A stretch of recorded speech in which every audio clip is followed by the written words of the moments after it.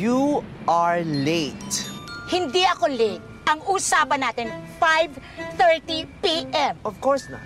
5 p.m. ang sabi ko at 8:30 na. So, you look like me? I'm a liar? I'm a liar? Masabi? Anong amalayo na pinagsasabi mo? Ano problema mo? Ate, you shut up! Ako, meron akong pinag-aralang tao. Ang sama-sama mo sa akin. I'm just returning the favor. Anong ate? Ikaw ang ate ko at amo ako dito. Hindi ako lady guard, kaya tantanan mo nga ako. Mag-usap na tayo na matino. Ikaw? Makikipag-usap ng matino? Simula't sa Paul, hindi ka nakikipag-usap ng matino at tinanggap mo ako sa opisina para paghigantihan. Masisisi mo ba ako matapos pagmalupitan ng pamilya mo ang pamilya ko? Iisang pamilya lang tayo. Hindi totoo yan! Nanggaling ako sa pamilya ng mga kabayo samantalang ikaw ay nanggaling sa pamilya ng mga mangga.